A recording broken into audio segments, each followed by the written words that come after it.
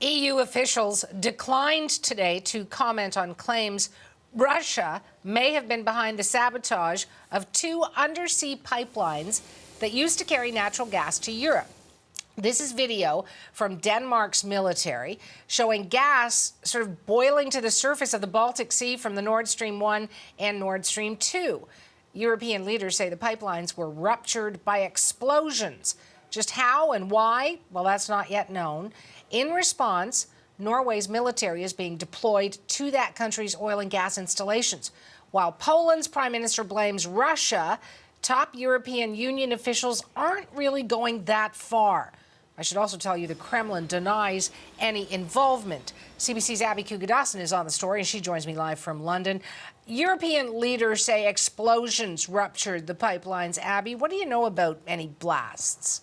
Suhanna, 3 leaks in 2 Baltic Sea pipelines, and the Swedish Prime Minister has just one word on her mind, that's sabotage. Denmark also believes the damage was intentional. Both countries are investigating the incidents that took place in international waters close to their territories. I spoke with the director of the Swedish National Seismic Network, Bjorn Lund, and he says his team recorded 2 blasts in the southern Baltic Sea near the Danish island of Bornholm on Monday. And he says they can differentiate between seismic activity and explosions. Let's have a listen.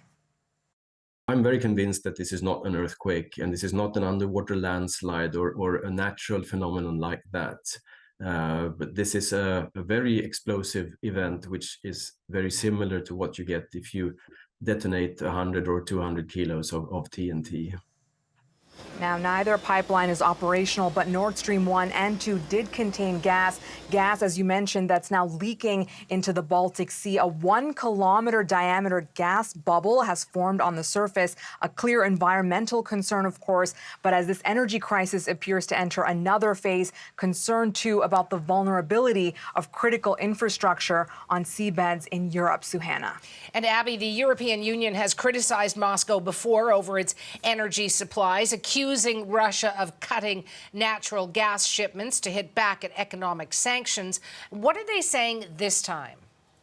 We know Denmark and Sweden were very quick to call this intentional. The European Union has not pointed the finger directly at Russia, but Ukraine has. Moscow called that accusation, quote, stupid, and now says it wants to convene the UN Security Council on the issue. But some analysts, like Johannes Peters at Kiel University in Germany, say the Kremlin could have strategic reasons to attack its own infrastructure. First, to protect Russian energy giant Gazprom from legal and financial repercussions for halting gas deliveries to Europeans back in August. Gazprom could now argue it's simply unable to deliver energy due to the damage caused by these blasts. Another reason could be to strengthen Putin's domestic messaging, he says, that the West is out to get Russia. Peters also suggested a third possible reason, which is sending a message to the West itself. We can do this to a pipeline which isn't operational or which is not of any importance anymore for your gas supplies. But this could be done to any other kind of pipeline. For example, the pipeline that connects Germany with Norway, or the new pipeline that was just yesterday put operational, the Baltic pipeline.